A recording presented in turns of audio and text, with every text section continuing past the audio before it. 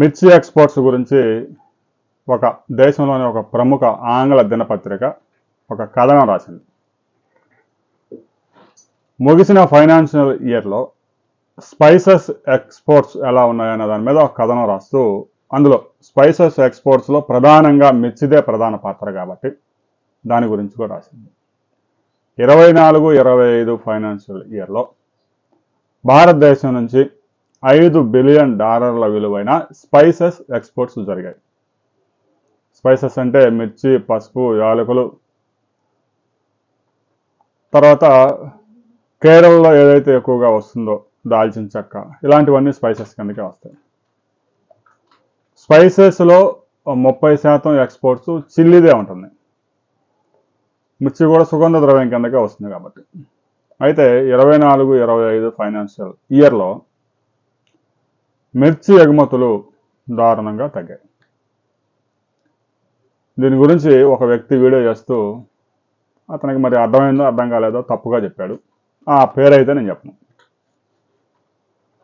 1.5 billion నుంచి 2023-24లో 1.5 billion మిర్చి ఎగుమతులు ఉంటే 2024-25లో మిర్చి ఎగుమతులు 1.3కి తగ్గాయి.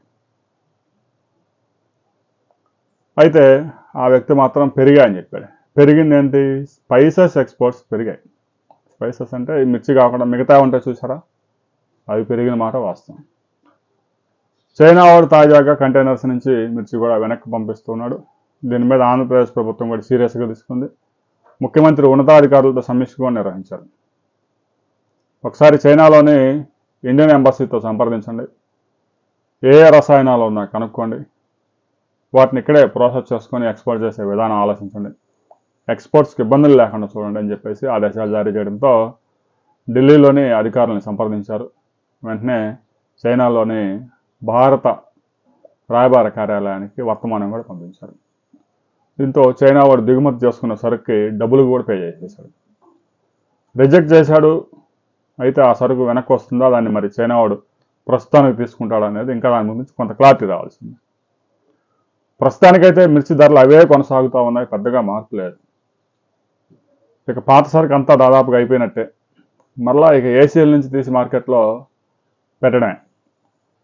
అందువల్ల పెద్దగా ప్రస్తుతానికైతే గుంటూరు మిర్చి ఆడికి ఒక 30,000 టిక్కి నుంచి 35,000 దాకా వస్తూ ఉన్నాయి. అలాగనే ఖమ్మం, వరంగల్లో కూడా 2 మార్కెట్లలో కలిపి ఒక 25,000.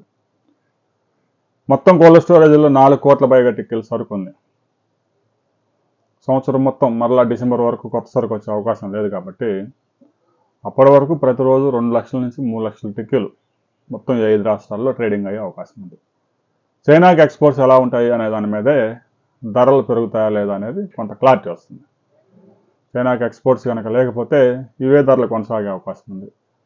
రైతు సోదరులు కూడా జూలై చివరి వరకు చూసి మిర్చినార్లు పోసేవారు మొత్తం ఒకసారి ఆలోచించుకొని ధరలు కొంచెం ఊపుగా ఉంటే కొంచెం విస్తీర్ణం అయితే వేసుకోవచ్చు. కానీ ఎక్స్పోర్ట్స్ లేకుండా మిర్చి కనుక పెద్ద ఎత్తున సాగు చేస్తే రొయ్య రైతు ఎలాగైతే ఇబ్బంది పడతా ఉన్నాడో రాబోయే రోజుల్లో మిర్చి రైతులు కూడా భారీగా నష్టపోయే ప్రమాదం ఉంది. రైతు సోదరులు మరో 40 రోజుల పాటు వెయిట్ అండ్ సీ, వేచి చూస్తే ధరల్లో కొంచెం కదలిక వస్తే, ధరలు పెరిగాయంటే ఒకటే గుర్తు, ఎక్స్పోర్ట్స్ ఆర్డర్స్ వచ్చాయని. దేశీయ మార్కెట్లో ఎంతకంటే ధరలు పెరిగే అవకాశం లేదు. స్టాక్స్ కావాల్సిన స్టాక్స్ ఉన్నాయి. కనీసం చైనాకి, బంగ్లాదేశ్కి, శ్రీలంక, మలేషియా ఈ దేశాల కన్నా ఎక్స్పోర్ట్ అయితే 10,000 కంటైనర్స్ ఎక్స్పోర్ట్ అవ్వాలి ప్రతి సంవత్సరం. ఈ సంవత్సరం 6,000, 7,000 కూడా దాటలేదు. రాబోయే రోజుల్లో 40 రోజుల్లో, 50 రోజుల్లో మిర్చి ధరల్లో కదలిక బాగా ఉంటే కనుక రైతు సోదరులు సాగు చేసుకోవచ్చు. లేదంటే మాత్రం సాగు విస్తీర్ణం మాత్రం సగానికి సగం తగ్గించండి.